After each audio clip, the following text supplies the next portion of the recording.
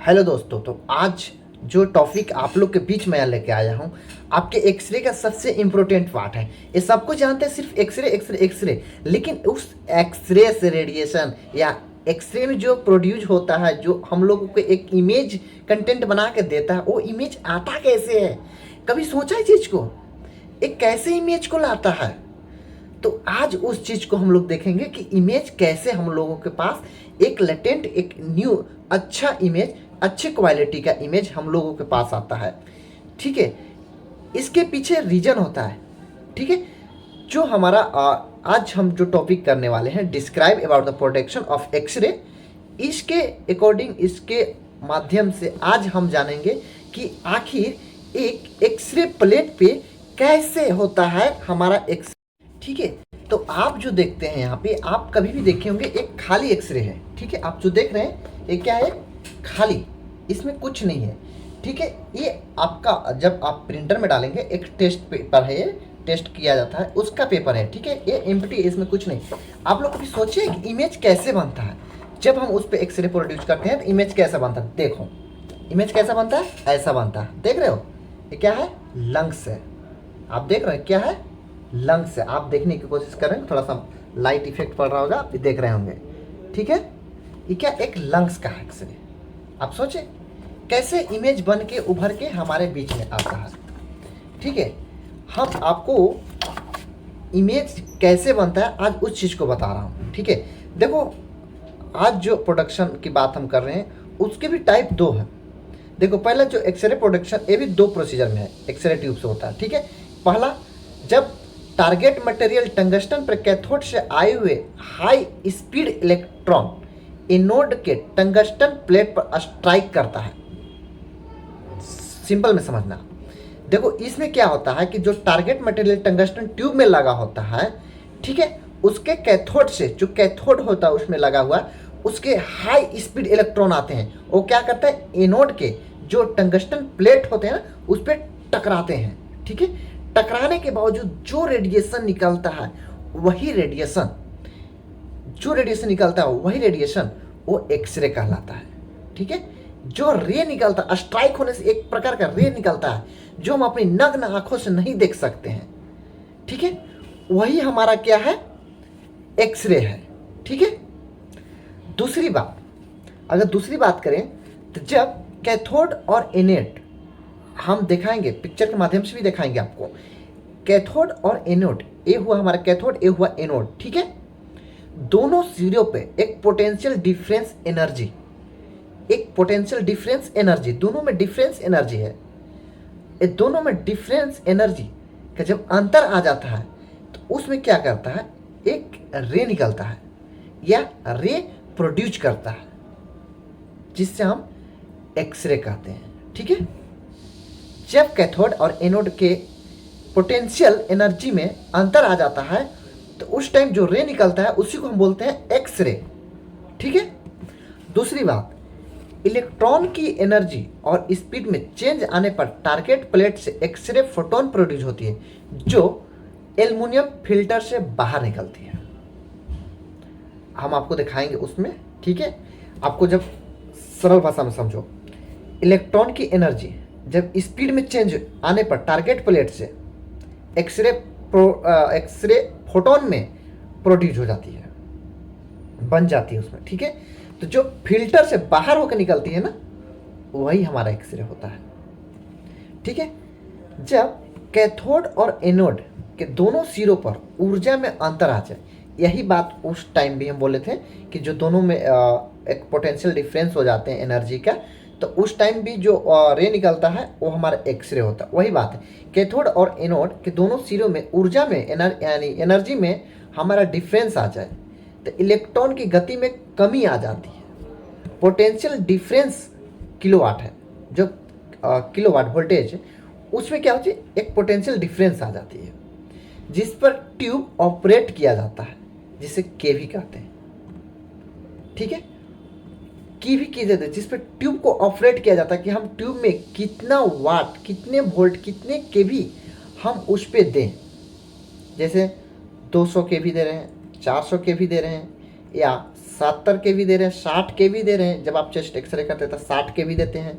Time second period उसको देते हैं 10, 15, 20 देते हैं, अपने अकॉर्डिंग पेशेंट के अकॉर्डिंग देते हैं। तो क्या एक के भी है जिसलिए हम लोग कैथोड एनोड दोनों के सिर में जो अंतर आ जाते हैं, तो उस पर जो हमारा ट्यूब ऑपरेट करता है ना, वहाँ पे जब हमारा ट्यूब ऑपरेट करता है तो उसमें हम लोग कितनी कैपेसिटी, कितनी वोल्ट, कितनी पावर सप्लाई कर रहे हैं उस पर, ठीक है, उसको हम लोग केवी कहते हैं। ठीक है। दूसरी बात हम देखेंगे इसमें, जब इलेक्ट्रॉन कैथोड पर उत्पन्न होता है तब हाई पोटेंशियल डिफरेंस के कारण उनमें पर्याप्त एनर्जी रहती है जिससे वह एनोड की ओर हाई स्पीड से मूव करेगी, क्योंकि उनमें किनेटिक एनर्जी होती है, हाई स्पीड से मूव करती है। इससे पता चलता है कि उसमें क्या है, किनेटिक एनर्जी है। ठीक है। अब बात करो space charge effect. Potential difference के कारण इलेक्ट्रॉन एनोड की ओर जाता है। जब इलेक्ट्रॉन को पर्याप्त एनर्जी से अधिक एनर्जी प्राप्त हो जाए तब वह एनोड की ओर जाता है, एनोड की ओर जाता है। यहाँ से इलेक्ट्रॉन को कन्वर्शन एक्सरे फोटोन में हो जाता है। यही इलेक्ट्रॉन फिलामेंट से अन्य इलेक्ट्रॉन को क्या करता है, उत्पन्न नहीं होने देता है और अधिक एनर्जी आने से अपना स्पेस नहीं छोड़ता है। इसी इफेक्ट को स्पेस चार्ज इफेक्ट कहते हैं। राइट। अब हम लोग देखेंगे एक्सरे का जनरेशन। ठीक है। एक्सरे का जनरेशन भी दो तरीके के जो एक्सरे ट्यूब पर होता है। एक ब्रेम स्ट्रलंग रेडिएशन जो ब्रेकिंग जनरल रेडिएशन है, जो तोड़ तोड़ के जाता है। समझ में आ रहा है, जो तोड़ तोड़ को जाता है। अब एक होता है कैरेक्टरिस्टिक रेडिएशन। ये दोनों सबसे बहुत इंपॉर्टेंट है आपके एग्जाम बेसिस से। ठीक है। कैरेक्टरिस्टिक रेडिएशन और ब्रेम स्ट्रलंग रेडिएशन जो ब्रेक डाउन होके जाता है रेडिएशन। ठीक है। देखो ब्रेम स्ट्रलंग रेडिएशन जो ब्रेकिंग जनरल रेडिएशन है, इसमें इसके अकॉर्डिंग अगर हम बात करें तो हाई स्पीड वाले इलेक्ट्रॉन टंगस्टन टारगेट पर स्ट्राइक हो जाता है। जो हाई स्पीड में इलेक्ट्रॉन होते हैं ना, वो टंगस्टन टारगेट जो लगा होता है ट्यूब में, प्लेट में, उस पर स्ट्राइक जाके करता है। तब टारगेट का जो न्यूक्लियस पॉजिटिव चार्ज इलेक्ट्रॉन को नेगेटिव चार्ज पर कार्य करने लगता है। ठीक है। जब स्ट्राइक होता है तब टारगेट का जो न्यूक्लियस पॉजिटिव चार्ज इलेक्ट्रॉन के नेगेटिव चार्ज पर कार्य करता है। यानी जैसे ही स्ट्राइक करेगा तो उसमें न्यूक्लियस में जो पॉजिटिव चार्ज इलेक्ट्रॉन होते हैं वो क्या हो जाते हैं, एक नेगेटिव चार्ज में वर्क करने लगते हैं। ठीक है। इसका होता है ब्रेम स्ट्रलंग रेडिएशन। ऐसे इलेक्ट्रॉन जिनकी एनर्जी 1 मिली इलेक्ट्रॉन वोल्ट से अधिक होती है तो वो डायरेक्ट न्यूक्लियस में इंटर हो जाता है, क्योंकि देखो दो पॉजिटिव चार्ज एक दूसरे से अट्रैक्ट होती है। ठीक है। यहाँ पे हाई स्पीड वाले इलेक्ट्रॉन कुछ सेकेंड रुक जाता है और न्यूक्लियस इसे न्यूट्रलाइज कर देता है, जिससे नेगेटिव इलेक्ट्रॉन को पॉजिटिव चार्ज कर देता है। क्योंकि देखो बात दोनों समान आवेश है, एक दूसरे को प्रतिकर्षित करता है। ठीक है।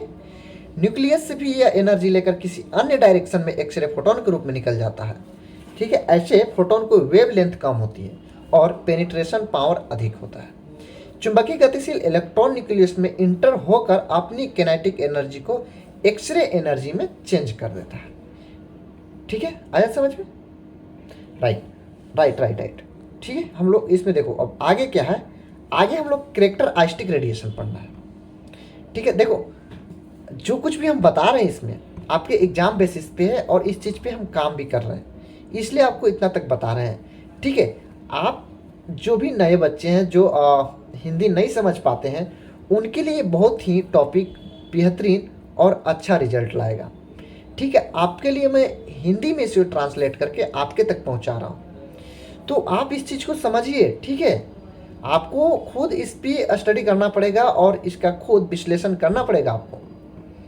सिर्फ हम उस चीज़ को बता सकते हैं, बाकी आपको उसके अकॉर्डिंग उसमें जाना कैसे, उसके विश्लेषण, उसका एक्सप्लेनेशन कैसे देना है आपको खुद देखना पड़ेगा। ठीक है। देखो कैरेक्टरिस्टिक रेडिएशन में क्या है इसमें। ठीक है। जब इलेक्ट्रॉन की एनर्जी 1 मिली इलेक्ट्रॉन वोल्ट से कम होती है तो टंगस्टन एटॉम आउटर ऑर्बिट में स्थित इलेक्ट्रॉन की एनर्जी देता है, क्योंकि उस इलेक्ट्रॉन में न्यूक्लियस के पास जाने के लिए पर्याप्त एनर्जी नहीं रहता। आउटर ऑर्बिट के इलेक्ट्रॉन ग्रुप बना लेता है, एक ग्रुप बना लेता है। ठीक है। और इलेक्ट्रॉन एटम में जंप करना शुरू करता है और उसे न्यूक्लियस दूर से ही न्यूट्राइज करके अन्य डायरेक्शन में भेज देता है उसको। जैसे ही जंप करता है उसमें, ठीक है, जब जंप करना शुरू करता है तो उसमें न्यूक्लियस दूर से ही, जो उसमें न्यूक्लियस है ना ग्रुप में, वो न्यूक्लियस है जो इलेक्ट्रॉन ग्रुप है, उसमें क्या करता है कि न्यूट्राइज करके डायरेक्शन में भेज देता है, एक अलग ही डायरेक्शन में उसको भेजने का काम करता है। इस प्रकार सेकेंडरी इलेक्ट्रॉन द्वारा एक्सरे प्रोड्यूस हो जाती है जिसकी वेवलेंथ अधिक होती है। ठीक है, आपको पता है कि एक्सरे का वेवलेंथ शॉर्ट होता है, लेकिन इसमें क्या होती है कि इसकी वेवलेंथ अधिक हो जाती है। और एक्सरे प्रोड्यूस वेवलेंथ अधिक होने से इसका पेनिट्रेशन पावर कम हो जाती है। इस प्रकार के रेडिएशन को कैरेक्टरिस्टिक रेडिएशन कहते हैं। इसमें क्या होता है, पेनिट्रेशन पावर कम हो जाती है, जिससे कैरेक्टरिस्टिक रेडिएशन कहते हैं। अगर सरल शब्दों में हम समझे तो कैरेक्टरिस्टिक रेडिएशन क्या है, इसमें क्या होता है कि हमारा जो एक ग्रुप बना होता है आउटर ऑर्बिट के, एक इलेक्ट्रॉन ग्रुप बना लेता है, ठीक है, उसमें इलेक्ट्रॉन क्या करता है, जंप करना शुरू कर देता है। एक इलेक्ट्रॉन ग्रुप है, ठीक है, उसमें ग्रुप में क्या करता है, इलेक्ट्रॉन एटम क्या है जंप करना शुरू करता है, तो उसके न्यूक्लियस से दूर होकर एक न्यूट्राइज करके अन्य डायरेक्शन में भेजने का काम करता है। जो न्यूक्लियस होते हैं ना उसमें, उसको क्या करता है, न्यूट्राइज कर देता है, न्यूट्रल कर देता है, और उसको एक अन्य, जैसे जंप करेगा तो उसको एक अन्य डायरेक्शन में भेजेगा। ठीक है, अन्य डायरेक्शन में भेजने पर जो सेकेंडरी इलेक्ट्रॉन होता है उसमें एक्सरे प्रोड्यूस हो जाती है, जिसका वेवलेंथ बहुत अधिक होता है और उसका पेनिट्रेशन पावर कम हो जाता है। ठीक है, जिसको हम लोग कैरेक्टरिस्टिक रेडिएशन कहते हैं। ठीक है।